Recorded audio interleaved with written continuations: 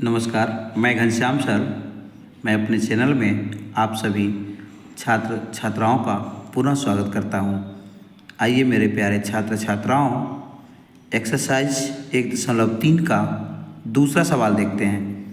बहुत ही इम्पोर्टेंट सवाल है। जिस सवाल 2 नंबर में अक्सर बोर्ड में पूछे जाते हैं, अगर आप एक बार समझ लेंगे, ठीक से पूरा वीडियो देख लेंगे तो आपको पूरा समझ में आ जाएगा। अब बार बार इस वीडियो को जितना देखेंगे, एग्ज़ाम के टाइम में भी आपको ये बहुत ही फ़ायदा पहुंचाएगा। ये मैं गारंटी देता हूं कि आपको समझ में ज़रूर आएगा। आइए मैं आसान तरीक़ा से और सबसे सरल भाषा में समझा रहा हूं। सिद्ध करें 3 + 2√5 एक अपरमेय संख्या है।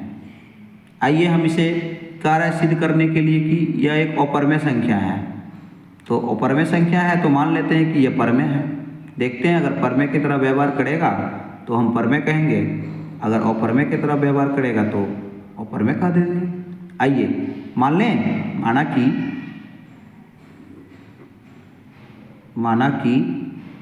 3 + 2√5 एक परिमेय संख्या है। हम मान लिए यह एक परमेय संख्या है। आपको भी पता है कि अगर परमेय संख्या है तो परमेय संख्या किस रूप में रहता है? P/Q के रूप में रहता है परमेय संख्या।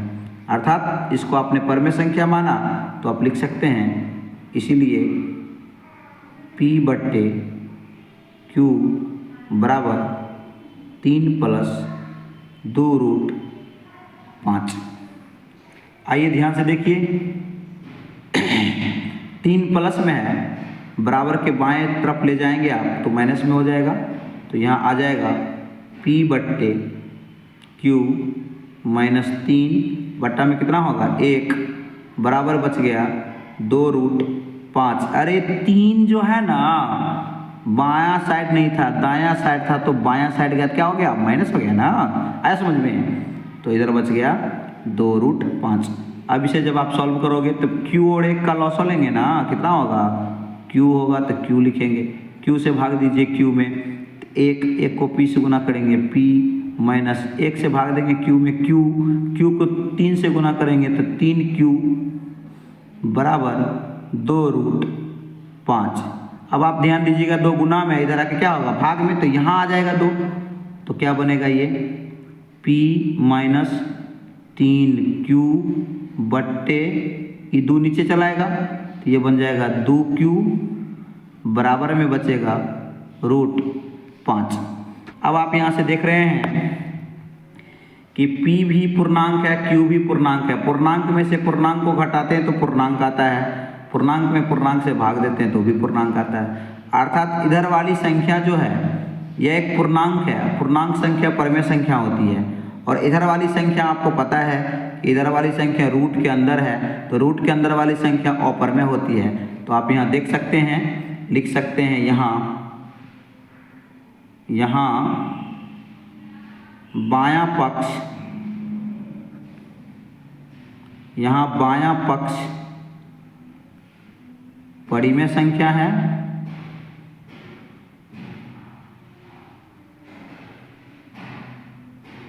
जबकि दायां पक्ष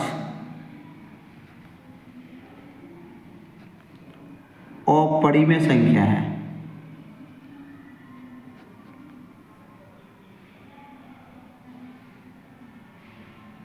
बायां पक्ष परमेय है और दायां पक्ष क्या है? अपरमेय है। तो आपको पता है कि परमेय कभी भी अपरमेय के बराबर नहीं हो सकता, लेकिन यहाँ तो बराबर आ गया।